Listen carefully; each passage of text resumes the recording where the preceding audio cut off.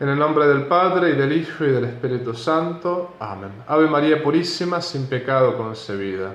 Muy buenos días, queridos amigos en todo el mundo. Hoy vamos a dar inicio a un tema que es muy delicado, muy sensible y a su vez muy complicado. Estamos hablando de la Iglesia Católica y la pena de muerte. Les pido que no saquen conclusiones apresuradas sobre lo que voy a decir en este video, porque en 10 minutos uno no puede decir todo, ¿no?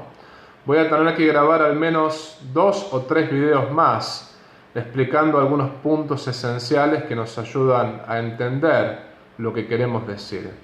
Pero es importante entender la visión cristiana sobre la pena de muerte, porque de lo contrario nos podemos creer todas las mentiras que los medios de comunicación nos dicen acerca de la Inquisición y de las cruzadas. Sobre la Iglesia Católica se dicen muchas mentiras al respecto. Y si no entendemos bien cuál es la visión cristiana de la pena de muerte, estas críticas, estas mentiras, pueden llegar a sonar creíbles. Por eso, antes de sacar conclusiones equivocadas, les recomiendo que escuchen todos los videos. De lo contrario, si escuchan uno y no escuchan el otro, o por ahí escuchan a medias todo lo que estoy narrando, pueden quedarse con muchas lagunas y confusiones. Aclaro que no voy a hacer una apología a favor de la pena de muerte, sino que simplemente voy a explicar la doctrina católica, lo que la doctrina católica dijo en el pasado y lo que dice actualmente, y voy a describir los hechos históricos concretos. Por ejemplo, es un hecho histórico que Emmanuel Macron ganó las elecciones y Le Pen las perdió. Eso es un hecho histórico, le guste a quien le guste. Eso fue lo que pasó y la historia no se puede negar, ¿no? Entonces, este va a ser el esquema de mi lección aquí y ahora. Después, cada uno sacará sus propias conclusiones. Ante todo, hay que decir lo siguiente.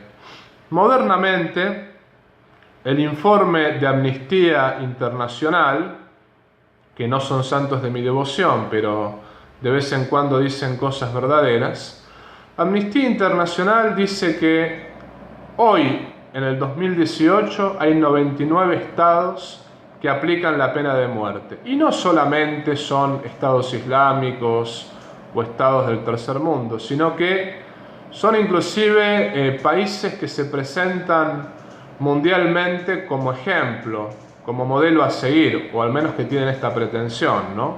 Esta es la realidad actual. Actualmente 99 países aplican la pena capital, es decir, la pena de muerte. Ahora bien, hay que decir que en el pasado, hasta el siglo XVIII, los hombres de todas las culturas, de todas las religiones, los ricos, los pobres, todos aceptaban pacíficamente que la autoridad civil tenía el derecho a matar al injusto agresor. Estamos hablando de la pena de muerte aplicada al injusto agresor, al criminal. Es obvio que la pena de muerte aplicada al inocente es un crimen atroz y nunca es justificable, es siempre un pecado mortal gravísimo, ¿no? Y un homicidio.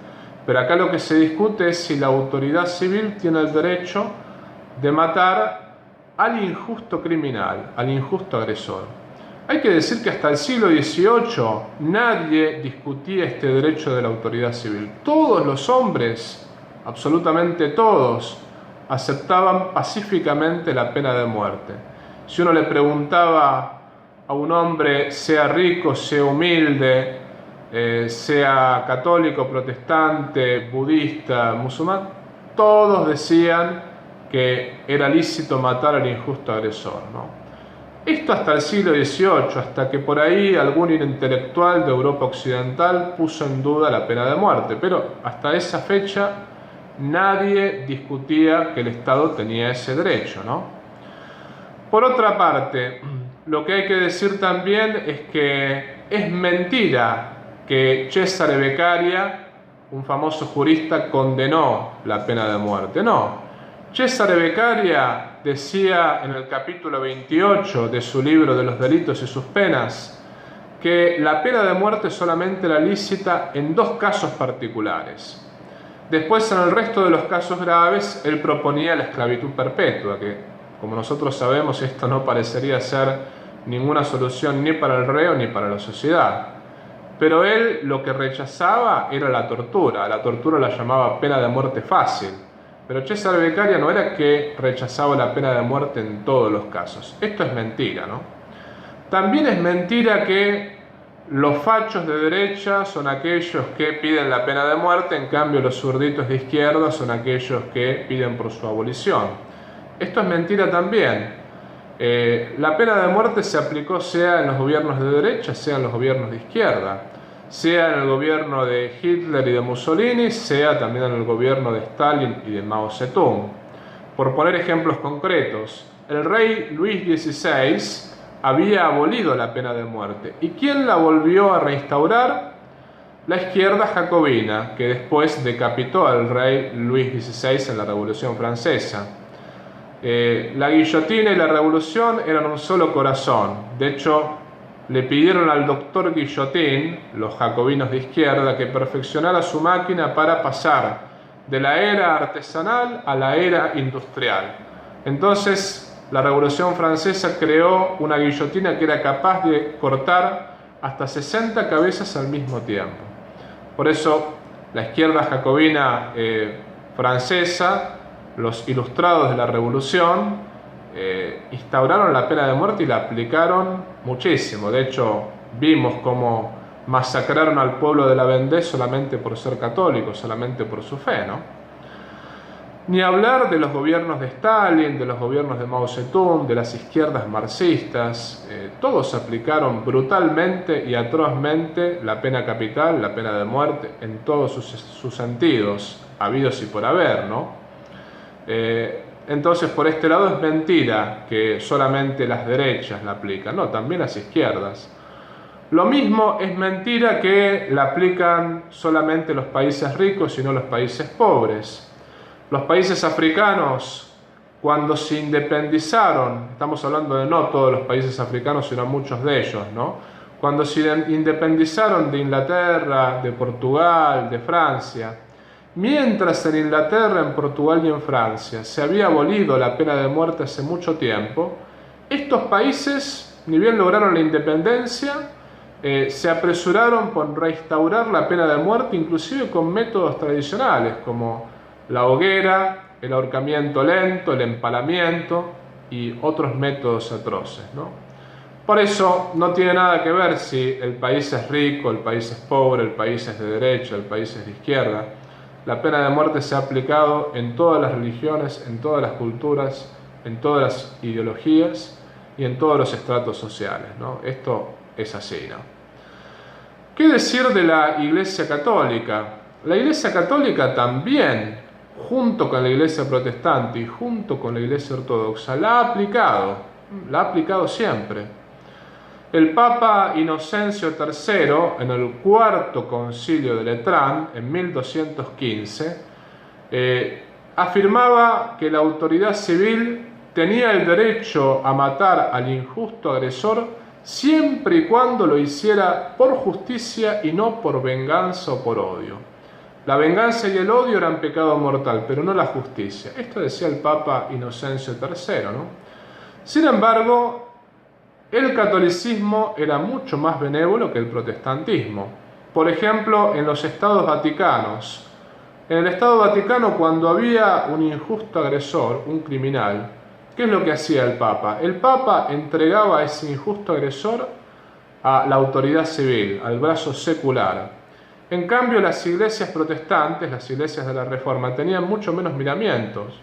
Había obispos protestantes que, sin recurrir a la autoridad civil, mataban a los injustos agresores con métodos atroces, ¿no?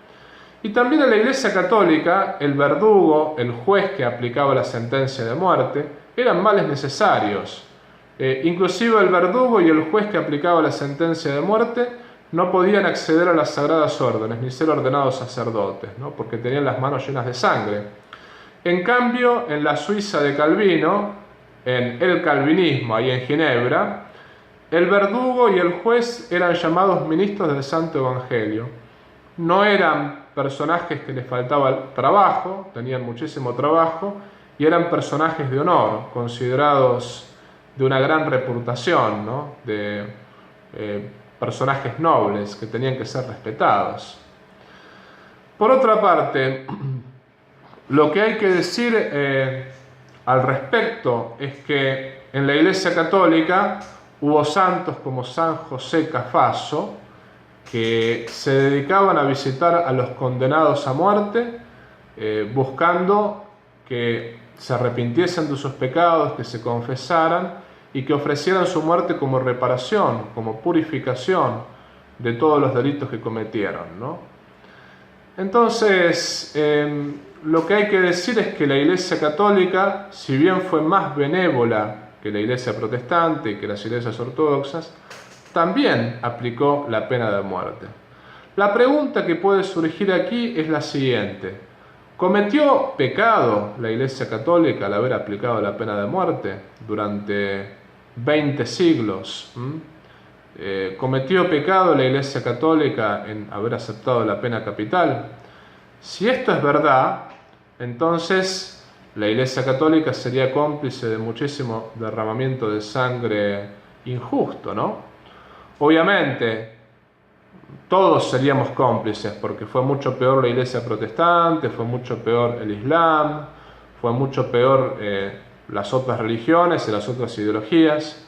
Pero la pregunta que tenemos que hacernos, ¿no?